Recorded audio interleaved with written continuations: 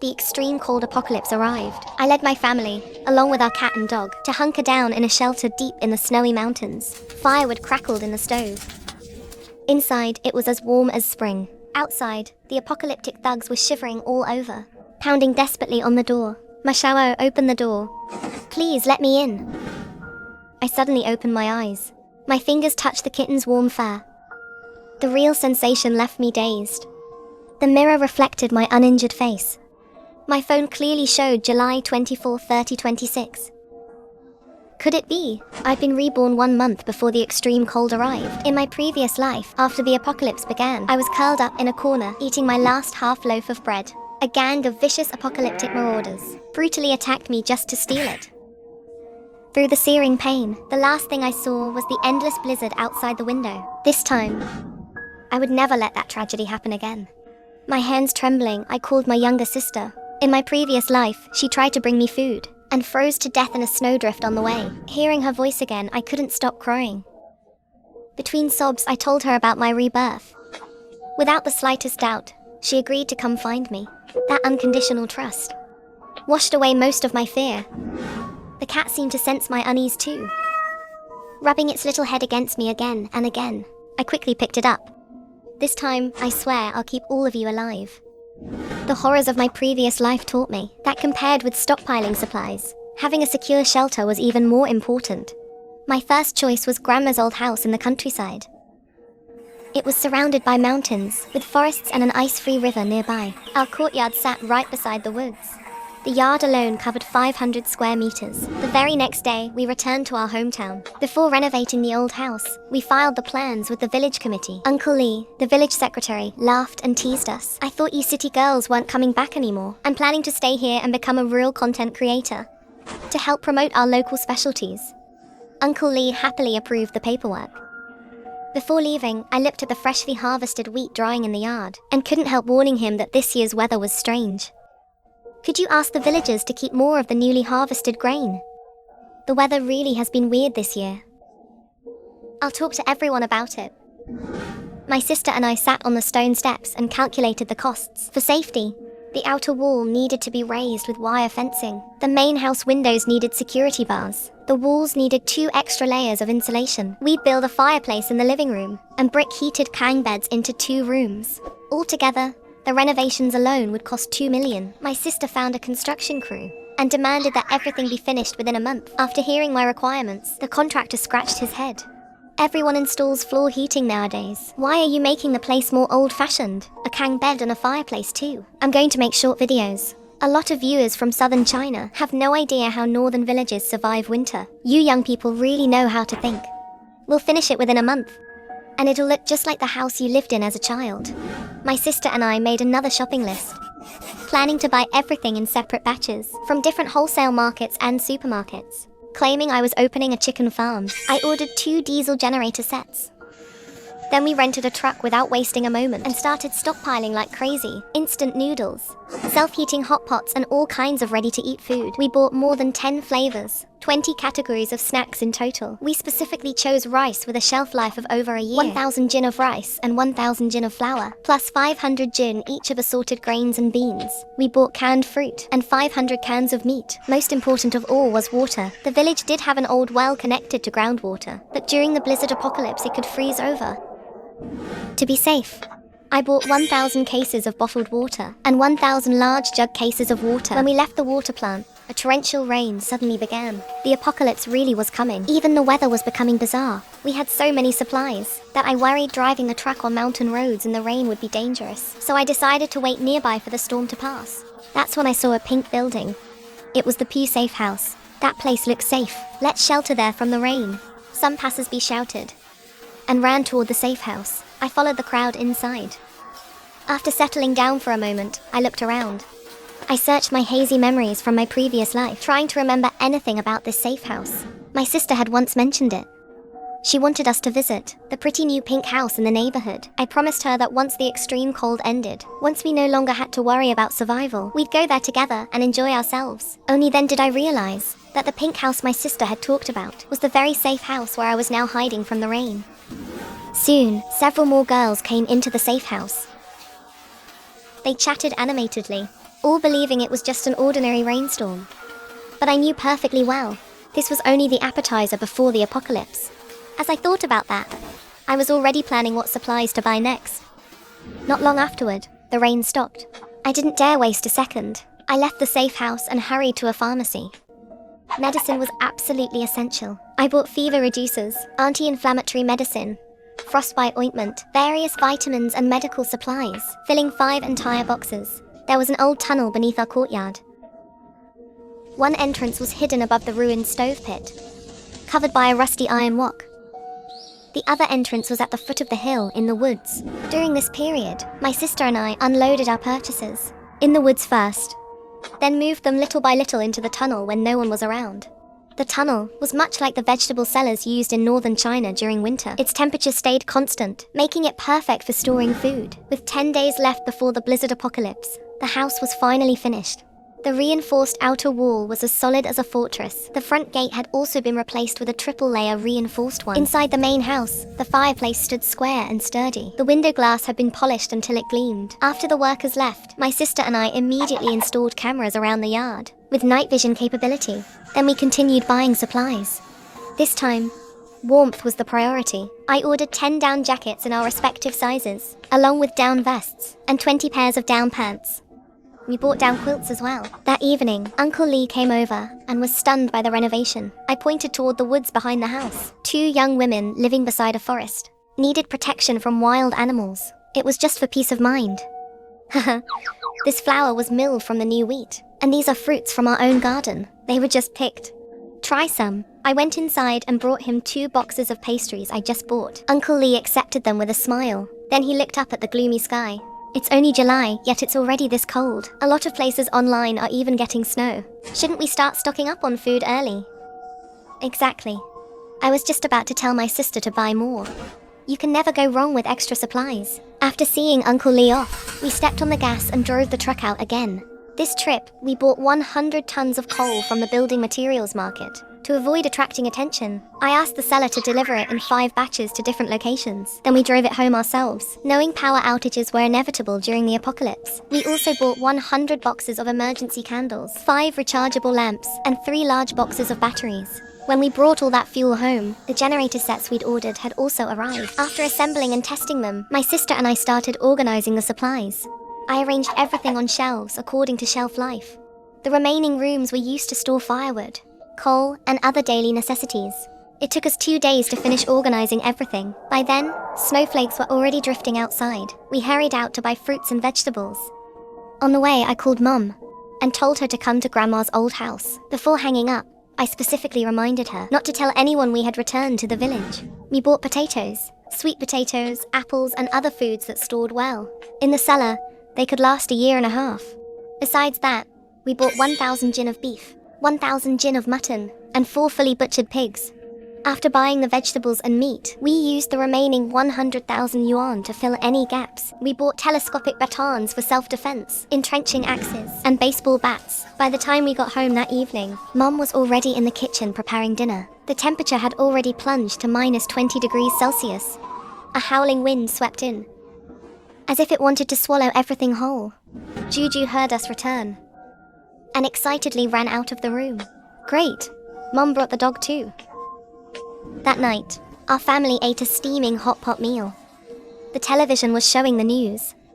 The entire country had entered a period of extreme snowfall and strong winds. Transportation had been paralyzed in many places. People in the cities were rushing to buy supplies. It was exactly like what I'd seen in my previous life. Mum stared at the TV and couldn't help pursing her lips. Then she turned toward the fireplace and finally let out a long breath of relief. By the 7th day of the blizzard, the temperature had dropped to minus 40 degrees Celsius. Luckily, we'd prepared a huge amount of coal and kept the house comfortably warm. Our phone still had signal, but the internet was full of cries of despair. The temperature drop had come far too suddenly. Northern cities hadn't even had time to turn on central heating. Rural areas were hit especially hard. Many families hadn't even had time to stock coal. Traffic accidents happened constantly. Ambulance and police sirens sounded one after another. My sister and I had to go outside to clear snow every 3 hours. The snowfall was simply too heavy. If we weren't careful, the door would be completely blocked. At noon, Mum cooked a whole table of dishes. After all that physical work, The food tasted especially good. We had just finished eating and were about to rest, when suddenly, a loud pounding came from the front gate. "Sis, open the door." That voice was far too familiar. It was my maternal uncle. I opened the security camera feed outside. My uncle's whole family was standing at the gate, pounding on it. "Sis, it's Bayo Sheng. Hurry up and open the door," my uncle shouted at the top of his lungs. I frowned and looked sternly at Mom. "I specifically told you before, not to tell anyone you'd come back to the village." "Oh, I used to stay at the hospital to take care of your grandma. Whenever I went out, I'd always tell your uncle. It became a habit." "Why don't we just let them in for now? We can ask them to leave once the snow stops." I sighed helplessly. No one knew when this snow would stop. Once they came in, they might refuse to ever leave. I remembered when Grandma was sick. Their family refused to care for her. Whenever money was mentioned, they claimed they had none. A family that hypocritical and greedy would be nothing but inviting wolves into the house. The more I thought about it, the angrier I became, and I clenched my fists. If my uncle hadn't delayed Grandma's treatment, she might have survived that spring. My sister spoke up. "Give them a few self-heating hot pots and 2 bags of hand warmers, then tell them to leave." That suggestion was within what I could accept. At that moment, my uncle exploded outside. "You ungrateful brats. You think you can get rid of us with this?" He started cursing loudly. Then came a heavy bang. It sounded like he had smashed the gate with some blunt object. Mom shuddered in fright. I quickly supported her. Just then, the village loudspeaker suddenly came on. "Outsiders. Your behavior constitutes destruction of a village's private property. Leave immediately, or you will be dealt with according to the law." That was Uncle Lee's voice. My uncle was intimidated by the announcement. He stopped smashing the gate, though he kept cursing, but he still refused to give up and shouted, "Let us in. Then I won't hold this against you." I spoke through the camera. "After Grandma died, our 2 families had nothing left to do with each other. There's no way I'm letting you in. Either leave now, or I'll call the village committee." Having already seen how cruel people could become in the apocalypse, I would never give anyone another chance to hurt me or my family. My uncle jumped around outside, cursing furiously. Mom couldn't bear to listen anymore and turned back into the house. My sister tossed several self-heating hot pots and 2 bags of hand warmers over the wall. "Let's go. Time to clear the snow." I drove the snowplow over to my sister and started it up. The roaring engine instantly drowned out my uncle's family's shouting and curses. By the time we finished clearing the snow from the yard, my uncle's family was already gone. Back inside, Mum sat on the sofa, wiping away tears. Keeping her own brother's family outside did seem cruel to her. She probably felt guilty toward Grandma, who had already passed away. I hesitated, then walked over and hugged Mum. In as calm a voice as I could, I told her about my rebirth, so she would understand that in an apocalypse this harsh, people could become terrifying. The temperature kept dropping faster and faster. On the morning of the 10th day, it had fallen to minus 52 degrees Celsius. The power went out, and the signal disappeared too. Most likely, the cell towers had been destroyed by the snow and gale force winds. After breakfast, Mom and I went outside to clear snow. Suddenly, a buzzing sound came from above. I looked up and saw a drone hovering over our courtyard. Some food and hand warmers were hanging from it. I waved at the drone, and it flew toward the house behind ours. Behind us lived Grandpa Wang and Grandma Wang, an elderly couple, raising their 5-year-old grandson. I took out my binoculars and saw Grandpa Wang take down the supplies. After going back inside, I suddenly felt uneasy. I'd refused the supplies. Would that make whoever was operating the drone realize that our family had plenty of food? By the 15th day of the blizzard, the temperature had dropped to minus 60 degrees Celsius. The same drone from before flew over again, but this time only a note was tied to it. It said Xiaodan had a fever, and asked whether we had any fever medicine. I held the note for a long time, unable to say anything. My sister picked up the binoculars and watched Grandpa Wang's house for a while. Then she said, "Sis, look, smoke is still coming from every chimney in the village. The wheat harvest just finished, so no one is short of grain. And every household is surrounded by woods, so there's no shortage of firewood either.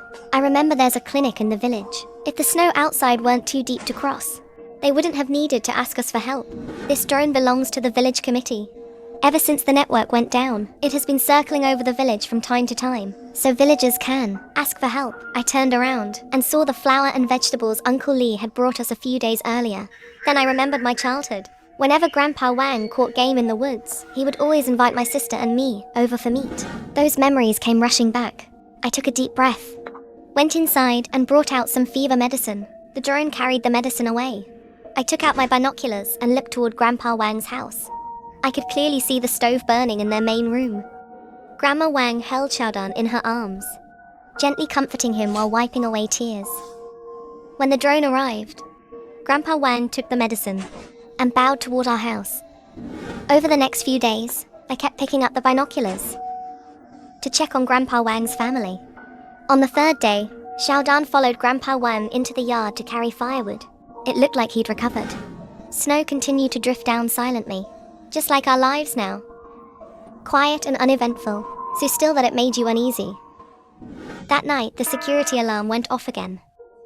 I immediately checked the camera feed.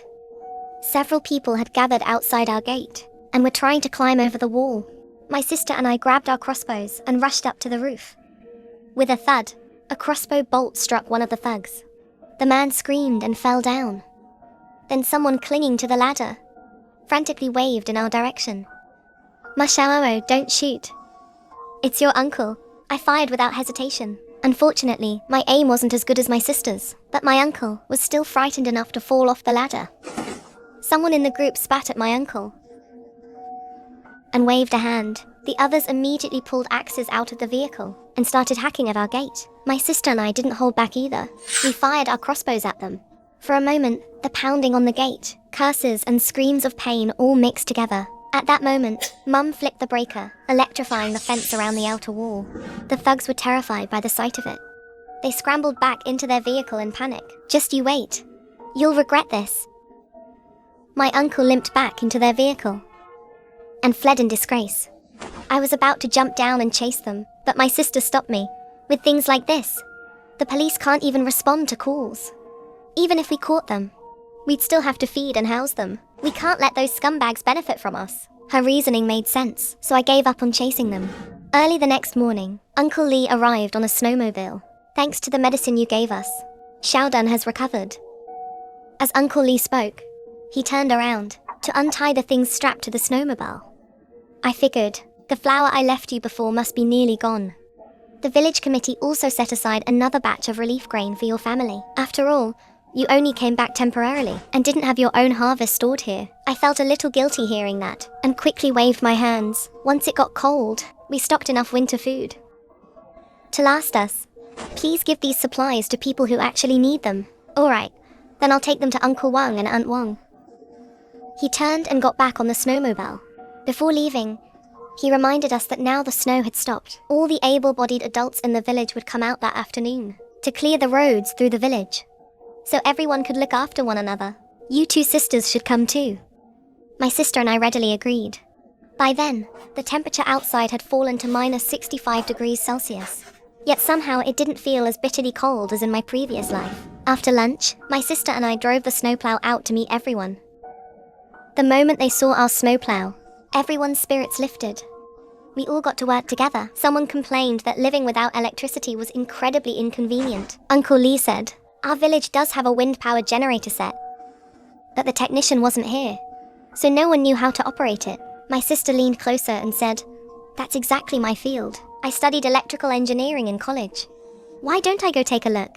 After that, Uncle Lee had his son take my sister to the village committee to repair the generator. I packed up my tools and prepared to head home. Just then, I heard someone call my name.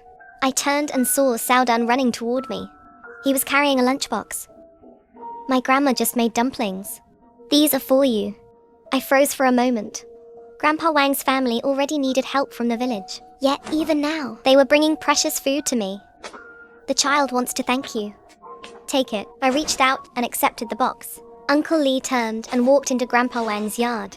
He looked around and realized they had only firewood, but no coal. Uncle Lee's expression became serious. "In weather this cold, you can't manage without coal. I'll go home and bring over a cartload right now." I carried the lunchbox home. When I went back later to return it, I brought 3 down quilts and a box of hand warmers. When I entered the yard, Uncle Lee and Lee Chow were unloading coal. Grandma Wang kept worrying that giving coal to their family would leave Uncle Lee's own household short on heating fuel. When she saw I'd brought quilts too, Grandma Wang embarrassedly tried to refuse them. "We already have winter quilts. You should keep these for yourselves. It's far too cold. You need to sleep under several layers. At a time like this, there's no need to be polite with me." I placed the quilts on the kang bed. Grandma Wang's eyes reddened, and she couldn't stop herself from wiping away tears again. That evening, my sister came back and said she had actually managed to start up the wind-powered generator set. Although it couldn't produce enough electricity for the whole village, it could keep the lights on for 4 hours a day. Everyone was already very satisfied with that. Our family had prepared in advance, so for now we didn't need to take up any public resources. Before we knew it, the end of the year had arrived. Snow still fell from time to time, and the fierce wind never stopped. The temperature had now dropped to minus 70 degrees Celsius. My sister discussed it with me. After keeping enough supplies for our family for 2 years, we gradually took everything else to the village committee. On New Year's Eve, I specifically invited Grandpa Wang's family over to celebrate the new year. That evening, Mom and Grandma Wang made dumplings and cooked dishes. Grandpa Wang and I helped out. My sister took Xiaodan to the storage room to choose some snacks. Mom and Grandma Wang prepared a whole table of food. And just like that, we made it through this freezing new year. We kept fighting to stay alive. Just after midnight, a firework exploded in the dark sky with a bang. Then the village lights suddenly came on. I hurried to get the binoculars. The distant villages were lit up too. Power had been restored. The villagers quickly realized what had happened, and cheers erupted through the quiet night. After the new year, phone signals slowly returned as well. The weather was still gloomy, but it wasn't as cold anymore. In mid-March, official supply trucks finally reached our village. Supplies were delivered to every household. Society had been devastated by the extreme cold, but recovery was beginning everywhere. My sister volunteered to go into the city to help with reconstruction. I stayed behind to look after the old house. Life moved along at an unhurried pace, until one morning in March of the 3rd year, when Mum's scream yanked me out of my sleep. The sun is out." I rushed outside. Golden sunlight shone across my face. The temperature was rising. We had made it through the darkness and the bitter cold. The apocalypse was finally over.